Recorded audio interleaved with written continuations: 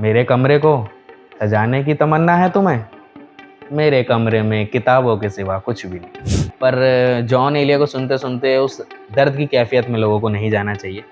बाकी आप पढ़ने के लिए अल्लामा इकबाल को पढ़ सकते हैं। आपके जीवन में क्या नाम है, नया जोश आएगा, सोसाइटी के लिए कुछ करने का आप में एक खून में कहते हैं ना उबाल आना, वो अल्लामा इकबाल में है, उन्हें पढ़िए आप, वो ज़्यादा बेहतर है।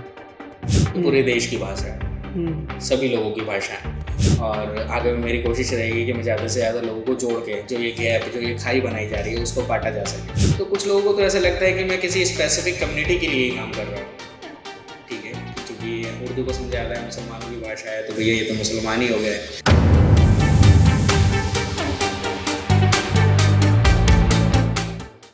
हेलो दोस्तों, कैसे हैं आप लोग। मैं आपका स्वागत करता हूं तस्वीर कल्चर के एक और एपिसोड में। दोस्तों, आज के दौर में हिंदुस्तान में आप देख रहे होंगे कि कुछ लोगों की कोशिश है कि हर तरीके से लोगों को बांट दिया जाए। बांटने के नए नए बहाने ढूंढे जा रहे हैं। कभी आपका खाना, कभी आपका कपड़ा और यहाँ तक कि कभी आपकी भाषा। वो उर्दू जबान जो इस देश की जबान है, जो इस देश की साझी संस्कृति से निकली है, वो उर्दू जबान जिसको आगे बढ़ाने में, जिसको नशोनुमा करने में हर समाज ने अपना योगदान निभाया, उस उर्दू जबान को भी आजकल कुछ लोग सिर्फ मुसलमानों की जबान बताने लगे हैं। इस अफसोसनाक दौर में भी कुछ लोग ऐसे हैं जो इस जबान को बचाने के लिए, उर्दू जबान को बचाने के लिए हर धर्म के लोग जो हैं वो कोशिश कर रहे हैं। आप देखते हैं कि दिल्ली में आज के दौर में बहुत बड़ा फेस्टिवल उर्दू का होता है रेख्ता के नाम पे, और वहां पे जाने वालों में कोई मजहब की तफरीक नहीं होती। हर मजहब का मानने वाला वहां पहुंचता है। दोस्तों, आज मेरे साथ एक ऐसे ही दोस्त बैठे हैं जिनका नाम है जागेंद्र कुमार, मगर वो उर्दू से इतनी मोहब्बत करते हैं कि शायद कई बार ऐसा लगता है कि क्या बात है। दोस्तों, वो सिर्फ ना उर्दू पढ़ते हैं, उर्दू सुनते हैं, उर्दू शायरी से इंटरेस्ट रखते हैं, बल्कि खुद भी एक शायर हैं। आज के दौर में बहुत ज़रूरी है कि ऐसी कहानियां जो इस नफरत को कम करने के लिए हमारे सामने आए। मेरी कोशिश है इस चैनल के जरिए, जैसा कि आप देख रहे हैं कि हिस्ट्री की वीडियोस आती हैं, अब एक पॉडकास्ट का सिलसिला भी मैं शुरू कर रहा हूं जिसमें ऐसे लोग जो इस देश की जो कॉमन हेरिटेज है, इस देश की जो साझी संस्कृति है, उसके जो रखवाले हैं, उनसे मैं आपको मिलाऊंगा। तो दोस्तों, आज हमारे साथ हैं जागेंद्र कुमार और उनकी उर्दू से मोहब्बत। ये कहानी सुनेंगे। आपसे रिक्वेस्ट है कि पूरे पॉडकास्ट को एंड तक देखिएगा, बहुत मजा आएगा और बहुत कुछ जानने और सीखने को मिलेगा। तो जगेंद्र भाई, आपका स्वागत है, वेलकम है तस्वीर कल्चर के पॉडकास्ट के एपिसोड में। खैर इतना तो मुझे भी नहीं पता था मेरे बारे में जितना आपने बता दिया है। और ये मुद्दा खैर आपने बहुत सही छेड़ा है आज के इसमें पॉडकास्ट में। भाषा हमारी एक साझी विरासत है, एक कॉमन ज़रिया है बात करने का, जहाँ हम लोग कम्युनिकेट करते हैं। तो हम लोग इस्तेमाल करते हैं जनरली हिंदी भी, और चूँकि मेरा भाषा को लेकर पहले से ही एक उत्सुकता रही है, और जब मैंने इसके बारे में सीखा, थोड़ा पढ़ा और जाना, तो पता चला कि हम खालिस ना तो हिंदी बोलते हैं, ना ही खालिस उर्दू बोलते हैं। हम एक मिक्स भाषा बोलते हैं, जिसमें हिंदी भी है और उर्दू भी है। जी। तो इसको ये कहना कि उर्दू सिर्फ़ मुसलमानों की भाषा है, इस चीज़ को मैं पूरी तरीके से नकारता हूँ। मैं इस चीज़ को बिल्कुल भी एडमिट नहीं करता, क्योंकि जिस तरीके से हम लोग हिंदी बोलते हैं, उस तरीके से ही उर्दू बोलते हैं। लोगों को ये नहीं मालूम है कि हम बोलते-बोलते कितने शब्द जो हैं उर्दू के बोल जाते हैं।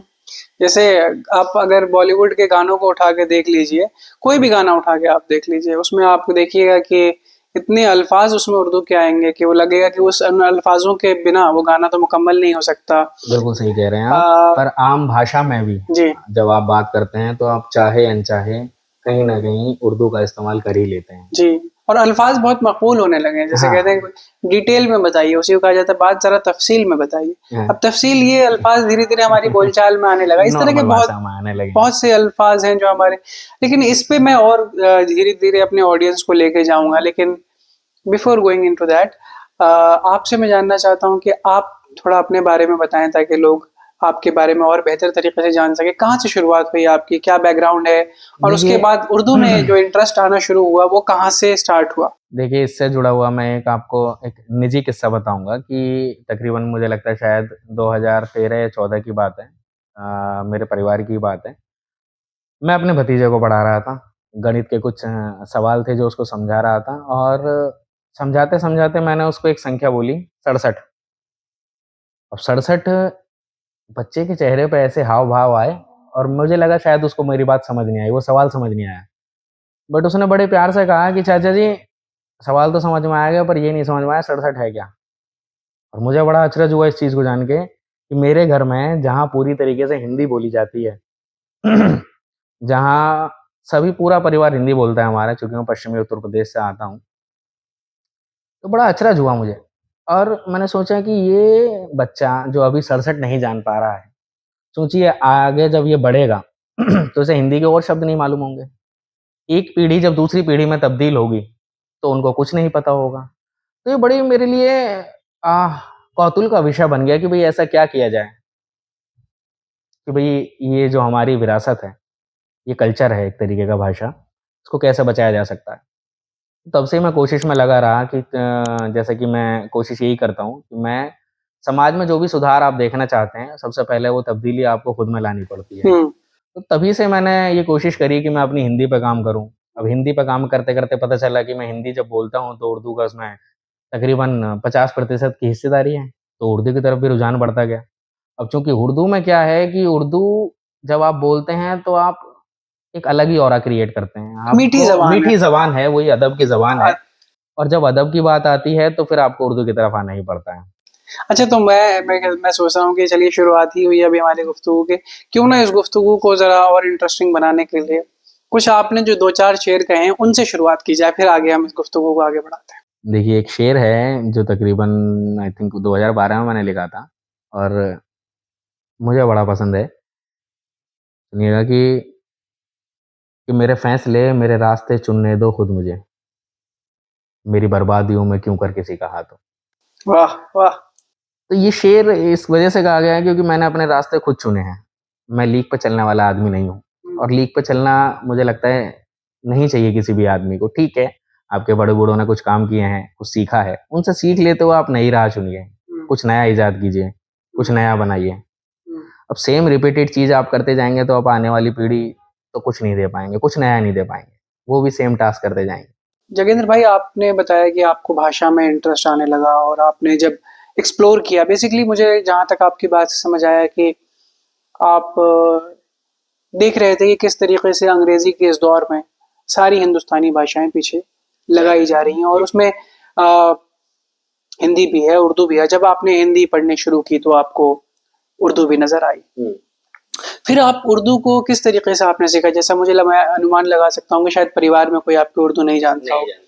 तो ये अभी आप किस लेवल पे उर्दू में मतलब सीख चुके हैं, सीख रहे हैं और किस तरीके से आपकी उर्दू की जो प्यास है वो पूरी हो पा रही है सीखने समझने की? देखिए, ये इसमें सबसे बड़ा योगदान ये रहा है कि जब मैंने दिल्ली की तरफ कूच करी, पढ़ाई के मसले में, तो ये बड़ा ही अजीब इत्तेफ़ाक रहा है कि मुझे और भी जगह ऑप्शन मिले पढ़ने के, बट मैंने जामिया मिलिया इस्लामिया को चूज़ किया। हाँ, और ये एक जो फ़ैसला मेरा रहा है ज़िंदगी में, मुझे लगता है कि ये मेरे सबसे अच्छे फ़ैसलों में से एक फ़ैसला रहा है, क्योंकि यहीं आके मुझे पता चला है कि असल में उर्दू है क्या? जब उर्दू को मैंने बोलते हुए लोगों को सुना, तो मुझे समझ में आया कि हाँ, इसका इस्तेमाल करना मेरे लिए तो वाक़ई में फ़ायदेमंद सौदा है। तो क्यूरियोसिटी को जो आप कह रहे हैं शांत करने वाली बात है, अभी मैं मिड लेवल पे ही हूँ अगर स सही बात कहूँ तो।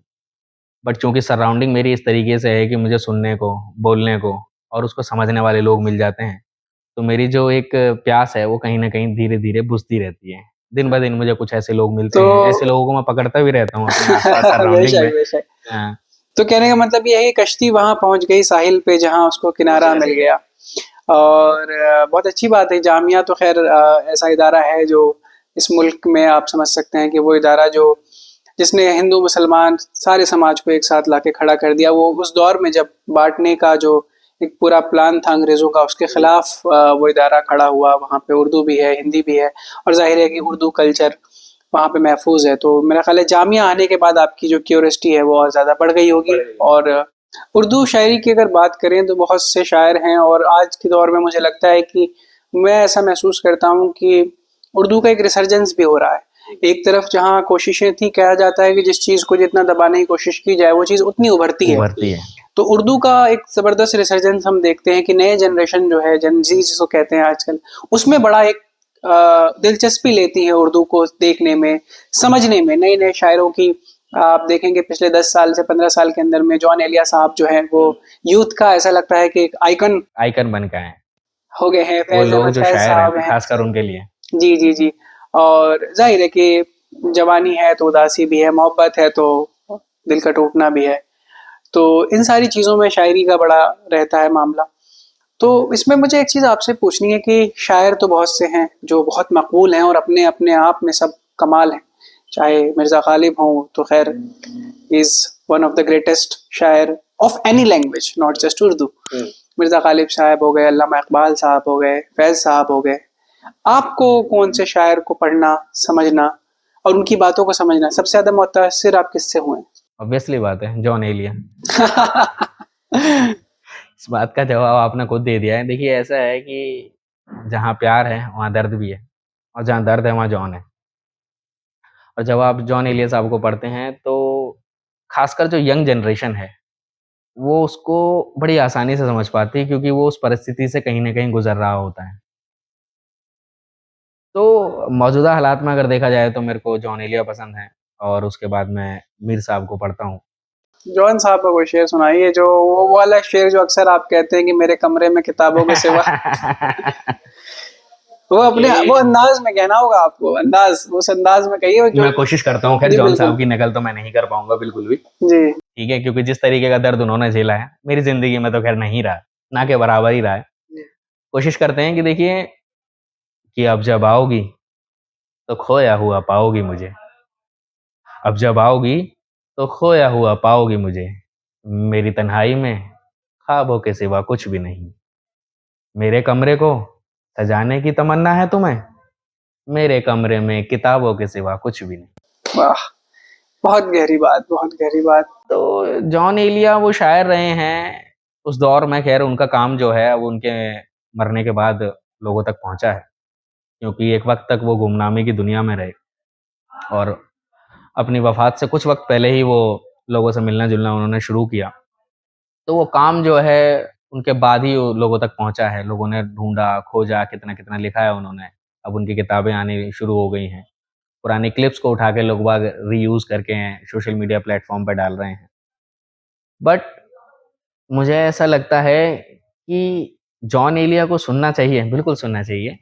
पर जॉन एलिया को सुनते-सुनते उस दर्द की कैफ़ियत में लोगों को नहीं जाना चाहिए।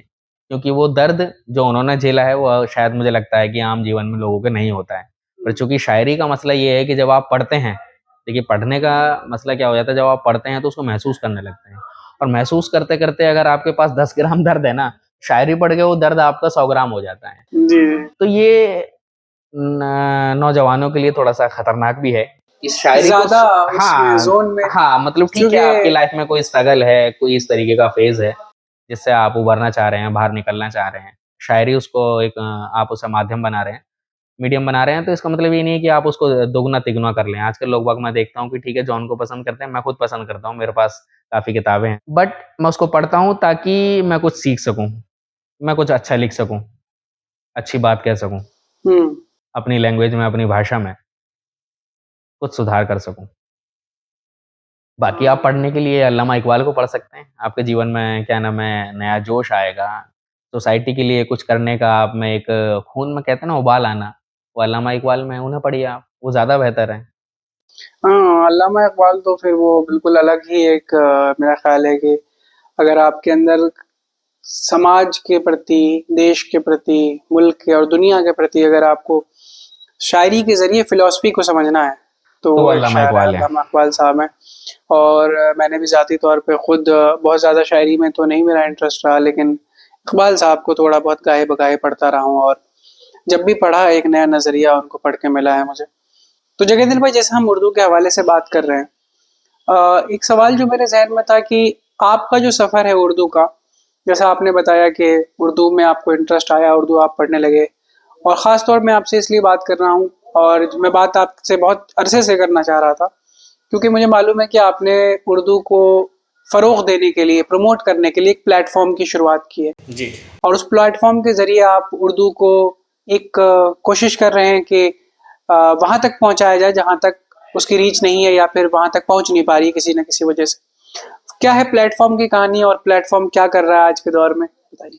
देखिए, ये जो आपने प्लेटफॉर्म का जिक्र किया है, इसको चलते हुए तो खैर काफ़ी लंबा वक्त हो गया है और कुछ इवेंट्स भी कराए हैं इसमें। और ये प्लेटफॉर्म शुरू करने की मेरी मंशा ये थी कि एक्चुअल में लोगों को भाषा के आधार पर, कभी कम्युनिटी के आधार पर जो बांटा जा रहा है, चूँकि मेरा एक फील्ड ऑफ इंटरेस्ट भाषा वाला रहा है, तो मैंने ये कोशिश की कि क्यों ना ऐसा कुछ किया जाए कि भाषा को एक कॉमन प्लेटफॉर्म दिया जाए जहाँ सभी तरीके के लोग आएँ और वो फ़र्क ना करें, ना वो ये सोचें कि मैं हिंदी बोल रहा हूँ, ना वो ये सोचें कि मैं उर्दू बोल रहा हूँ, या मैं किस समाज से आता किस हूँ। समाज से आता तो हूँ कुछ कोई स्पेसिफिक कहानी आपको याद है कि भाई हाँ, इससे जुड़े हुए तो इस खैर समाज कुछ के लोग थे और उनका इंट्रोडक्शन हुआ, हाँ जी, जिनको शायद जी, एक तरह की, मैं ये नहीं कहूँगा कि आम लोगों में, मैं आज भी मानता हूँ कि आम लोगों में वो फर्क नहीं है, लेकिन थोड़ा हेजिटेशन आ गया। तो वो हेजिटेशन वाली कोई कहानी कुछ ऐसा हुआ हो जो आपके प्लेटफॉर्म पे लोग आए हो और उन्होंने देखा हो तो फिर कहा हो कि नहीं जी ये लैंग्वेज सीखनी है मुझे। ऐसे कई किस्से रहे हैं। जैसे कि मैं आपको बता दूं कि जैसे लोग बाग कहते हैं कि उर्दू जो है मुसलमानों की भाषा है। मैं इस चीज़ में गुरेज नहीं करूँगा कि मेरे कुछ मुसलमान मित्र ऐसे भी हैं जिन्हें इसका इल्म ही नहीं है कि ये उनकी अपनी भाषा है, वो इतना जानते नहीं हैं। और एक मित्र रहे हैं मेरे, दोस्त रहे हैं, राजीव नाम है जिनका। जब ये इवेंट की मैंने शुरुआत की थी, प्लेटफॉर्म की शुरुआत की थी, तब तक वो इन चीज़ों से जुड़े हुए नहीं थे। और जब ये इवेंट की शुरुआत की, मैंने उनको बुलाया, वहाँ बैठाया, उन्होंने लोगों को देखा बोलते हुए, बोला कि बात करने का ये भी एक तरीका हो सकता है कि कम शब्दों में कैसे गहरी बात कही जा सकती है। तो वो जुड़ा उसके बाद से उस प्लेटफॉर्म से, और आज वो लिखता है, अच्छा खासा लिखता है उर्दू में। उसकी क्यूरियोसिटी बढ़ती जा रही है दिन ब दिन। कुछ ना कुछ मुझे भी रेफरेंस देता है कि यार जागेंद्र जी ये पढ़ के देखिए आप, ये कैसा है। कभी वो कुछ शेर लिख के भेजता है, कभी शायरी लिख के भेजता है, कुछ ना कुछ। और मुझे तो बड़ा अच्छा लगता है कि जब लोग बाग जुड़ते हैं, जब एक पर्टिकुलर समाज से आने के बावजूद वो इस प्लेटफॉर्म से, यानी जो जिस आधार पे बांटा जा रहा है वो आधार ही टूट जाता है, तो फिर उससे ज़्यादा खूबसूरत उससे खूबसूरत क्या बात हो सकती है। तो राजीव भाई की कहानी, और मुझे लगता है ऐसे कई राजीव होंगे बिल्कुल जो इनसे जुड़ रहे होंगे और चीज़ों को देख रहे होंगे, समझ रहे होंगे। मैंने जैसे आप कह रहे हैं उससे मैं ये कहता हूँ कि उर्दू जो एक लैंग्वेज है, खूबसूरत लैंग्वेज है, उसको खुद जिस समाज के ऊपर ये कहा जाता है कि ये मुसलमानों की भाषा है, और मुसलमान खुद आज नहीं पढ़ता उर्दू, नहीं पढ़ता। तो इस तरह की कोशिशें न सिर्फ ऐसा है कि दूसरे समाज को, बल्कि जिस समाज को कहा जा रहा है वो खुद भी नहीं पढ़ रहा, तो उसके अंदर भी क्यूरियोसिटी जगना चाहिए। और सबकी भाषा है तो सबके अंदर वो चीज़ होनी चाहिए। इसलिए जो गुटरगु नाम है मेरे प्लेटफॉर्म का, इसकी शुरुआत की गई थी और अभी खैर ये काम कर रहा है। आगे हम कोशिश करेंगे और ज़्यादा से ज़्यादा इवेंट करा सकें ताकि लोग इससे जुड़ सकें। ये पूरे देश की भाषा है, सभी लोगों की भाषा है, ठीक है। और उसमें मैं कहीं ना कहीं थोड़ा सा कामयाब भी रहा हूँ, और आगे में मेरी कोशिश रहेगी कि मैं ज़्यादा से ज़्यादा लोगों को जोड़ के जो ये गैप, जो ये खाई बनाई जा रही है, उसको काटा जा सके। एक सवाल आपसे और पूछूंगा इससे जुड़ा हुआ, चूंकि आपने कहा कि आप पश्चिमी उत्तर प्रदेश से आते हैं। पश्चिमी उत्तर प्रदेश वो इलाका रहा है जो मेरा ख्याल है कि डिवीजन की पॉलिटिक्स का एक एपी सेंटर रहा है पिछले खासतौर कई सालों से। समाज के बीच में भी वो बंटवारा कर दिया गया है, समाज को भी बांट दिया गया है, समाज की सोच को और उनके मिलने जुलने में भी जो हमेशा से रहा है गहवारा, उसको तोड़ने की लगातार साजिशें हो रही हैं। और जब आप वापस अपने ज़िले में जाते हैं, ज़िला बुलंदशहर शायद आपका लगता है, वहाँ आप किस तरीके से इस चीज़ को देखते हैं कि आपकी इस नई पहचान को, मेरा ख्याल है घर वालों को, समाज को और आपके आसपास वालों को इन सब चीज़ों का अंदाज़ा हो गया हो, क्योंकि 10 साल से ज़्यादा का अरसा हो गया है, उन लोगों का क्या रिस्पॉन्स है? उनका मिक्स रिस्पॉन्स रहता है एक्चुअल में। कुछ लोग थोड़ा सा अजीब से रिएक्ट करते हैं कि उनको लगता है कि आप तो किसी पर्टिकुलर भाषा के आधार पर, जैसे मैं कह रहा हूँ, बांट दिया गया है लोगों को। तो कुछ लोगों को तो ऐसा लगता है कि मैं किसी स्पेसिफिक कम्युनिटी के लिए ही काम कर रहा हूँ, ठीक है, कि चूँकि उर्दू को समझा जाता है मुसलमानों की भाषा है तो भैया ये तो मुसलमान ही हो गया है, जबकि ऐसा नहीं है। बहुत से लोग हैं, मेरे घर में भी शुरू में इस चीज़ को थोड़ा सा अजीब से तरीके से देखा जाता था कि हाँ भैया ये, अरे ये क्या बोल दिया, ये तुम क्यों इंटरेस्ट ले रहे हो, क्यों इंटरेस्ट ले रहे हो, और ये क्या बोल दिया, ये तो नहीं बोला जाता है यार, ऐसे बोलो इसको, ठीक है। अब जब शायरी कर रहे थे, आप वीडियो डाल रहे, तो क्या रिस्पॉन्स था समाज का?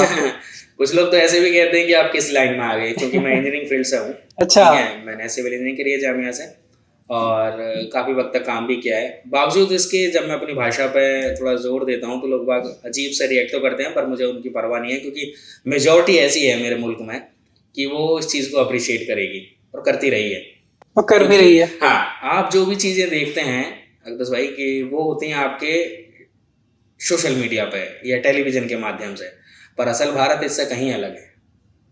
आप जब ज़मीनी स्तर पर जुड़ेंगे, जब आप लोगों को देखेंगे तो उनको इन चीज़ों से कोई फ़र्क नहीं पड़ता। वो इक्का-दुक्का लोग हर तरीके के हर जगह आपको मिल जाएँगे जो आपको टॉन्ट मारेंगे, ताने कसेंगे। जगेंद्र भाई, आपने बहुत शानदार शेर सुनाया जॉन इलिया साहब का जब हमारी पॉडकास्ट की शुरुआत हुई थी। मैं चाहता हूँ कोई शेर जो आपको बहुत पसंद हो, किसी शायर का या खुद का, वो आप सुनाएं before we end this podcast. कि एक बड़ा ही खूबसूरत शेर है मजरू सुल्तानपुरी साहब का, कि अकेले ही चले थे जानिबे मंजिल, मगर लोग साथ आते गए और कारवां बनता गया। और कारवां बनता जा रहा है, लोग जुड़ते जा रहे हैं, आगे भी लोग जुड़ेंगे। मैं चाहता हूँ कि इस तरीके की कोशिश और भी लोग करें। ये सारी चीज़ें कह रहा है जामिया आने के बाद ही शुरू हुई हैं। एक याद आ रहा है मेरे को, मैं सुनाता हूँ आपको, कि तेरे पिघलते से ख्यालात मुझे जमा रहे हैं, तेरे पिघलते से ख्यालात मुझे जमा रहे हैं, अफसोस करना क्यों हम नहीं आप दूर जा रहे हैं। बहुत शानदार, बहुत शानदार। कि तेरे पिघलते से ख्यालात मुझे जमा रहे हैं, अफसोस करना क्यों हम नहीं आप दूर जा रहे हैं, और आदतन आप दिए जा रहे हैं जख्म मुझे। आदतन, आदतन जी, आदतन आप दिए जा रहे हैं जख्म मुझे, देते रहो अब रोना कैसा, देखो हम भी तो मुस्कुरा रहे हैं। अरे वाह वाह। हैं? और मैं तो अब भी वही हूँ, ढलती शाम रोक कर इंतजार में तेरे। मैं तो अब भी वही हूँ, ढलती शाम रोक कर इंतजार में तेरे, आप ही हैं जो चिराग लेकर पुरानी गलियों में जा रहे हैं। बहुत शानदार, बहुत शानदार। मैं ये कहूँगा कि आपकी शायरी में जो है वो कई लेयर्स हैं, और आप कह रहे थे कि दुख और दर्द आपने नहीं झेला, कुछ तो झेला है। कुछ तो आ रहा है। वो छुपा रहना चाहिए, वो जब भी निकले मैं चाहता हूँ कि शायरी के माध्यम से निकले तो ज़्यादा बेहतर रहेगा। जी जी। देखिए आखिरी मिसरा वो सुनिए इसका कैसा है, कि वो जो शामिल हुए कभी महफिलों में हमारी बड़े प्यार से। हाँ। वो जो शामिल हुए महफिलों में हमारे बड़े प्यार से, वक्त का खेल देखिए हमें वक्त दिखा रहे हैं। वाह वाह, बहुत शानदार। जगेंद्र साहब, आपकी शायरी में मैं आपसे कहना चाहूँगा कि शायरी जो आप कर रहे हैं, एक होता है कि एक शायर बहुत शुरुआती लेवल का होता है, लेकिन आपकी शायरी में वो गहराई है। और मैं चाहूँगा, बल्कि मैं आपके पीछे भी पड़ा रहूँगा कि आप इस शायरी को अब उस अंदाज से कंटिन्यू करिए, ताकि इसको सुनने और समझने वाले लोग आपके लिए बहुत सारे होंगे जो चाहेंगे कि आप शायरी करें। तो मेरी कोशिश रहेगी आपको ज़रूर, मैं इस पॉडकास्ट के बाद तो अब और ज़्यादा आपको याद करता रहूँगा कि आप शायरी भी कीजिए, और कभी ऐसा मौका लगा तो बिल्कुल आप, आज तो पॉडकास्ट हो गया, बिल्कुल शायरी के मिजाज से आइए, और हम यहाँ पर बिल्कुल पूरी रिकॉर्डिंग आपकी करके तस्वीर कल्चर के जो हमारे देखने वाले हैं उनको शायरी का जो है, जागेंद्र साहब की शायरी का एक पूरा एपिसोड मैं सोच रहा हूँ। आप लोग बताइए, अगर आप लोग चाहते हैं कमेंट में बताइए, तो जागेंद्र साहब की शायरी का एक पूरा सेशन ही हम लोग आने वाले दिनों में लेकर आएंगे। दोस्तों, ये थी आज की हमारी बातचीत। मुझे उम्मीद है कि आपको ये बातचीत बहुत पसंद आई होगी, ख़ास तौर एक ऐसे वक्त में जैसा कि हम लोग बात कर रहे हैं, कि हमें हर तरफ यूट्यूब पे भी देखें, टेलीविज़न मीडिया तो भरा पड़ा है सिर्फ और सिर्फ नेगेटिव स्टोरीज से। इस नेगेटिव स्टोरीज के दौर में मेरी कोशिश थी कुछ पॉजिटिविटी आपको परोसी जाए, कुछ अच्छी खबरें आपको परोसी जाए, कुछ अच्छी चीज़ें जो हमारे समाज का हिस्सा हैं जिन्हें हम हाईलाइट नहीं करते हैं, वो आपको बताई जाए।